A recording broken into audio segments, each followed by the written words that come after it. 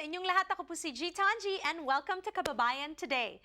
Now, for Filipino American History Month, we discuss the Bridge Generation. According to Peter Hamero, the author of Vanishing Filipino Americans, the Bridge Generation, these are children born in America by the end of 1945, to at least one Filipino parent who immigrated to the United States during the early 1900s.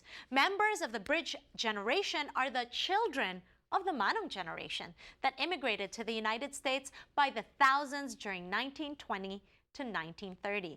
An exclusive from the author himself, Peter Hamero. Panoorin po natin ito. Bridge generation are the children of the Manong generation. The Bridge generation grew up during the Great Depression in the 1930s. Just imagine a guy born in a farm labor camp like me being on TV. Only in America. The late Fred Cordova, the historian and co-founder of the Filipino American National Historical Society, said it best when he wrote, and I quote, "Our stories are really in our people. It's not so much in what the achievements are, as much as what is the story itself." End of quote. Let me now turn to history as experienced by my parents' generation, the Manong generation. These were approximately 100,000 young, single Filipino men that immigrated to America during the early 1900s. Very few women immigrated. For every woman, there were 37 men.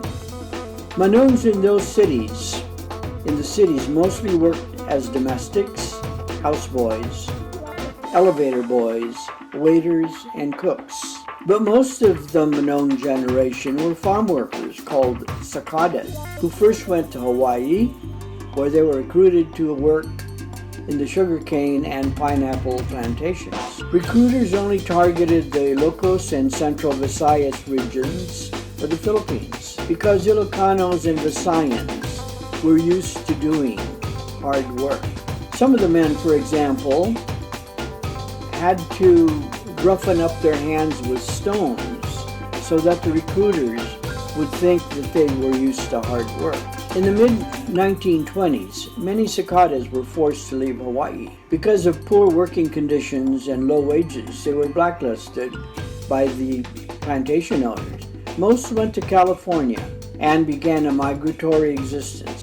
These pictured are asparagus workers in the Stockton Delta area of California. When the Manongs were still in the Philippines, they were taught American values of equality and democracy. They were told by their American Thomasite teachers they would be welcomed with open arms in the United States. They were not. Instead, they found employment was limited to manual labor and domestic work. Instead, they were called monkeys and told to go back where they came from. Instead, they experienced discrimination and exclusion. Few Manongs ever married, few ever had children. As they aged, men in cities often lived alone in dingy hotel rooms. Those in the country remained in camps and worked in the fields until they could no longer work. Ipagpatuloy natin ang storya ni Peter Hamero, pagbalik natin dito sa Kababayan Today about the Bridge Generation for Filipino American History Month.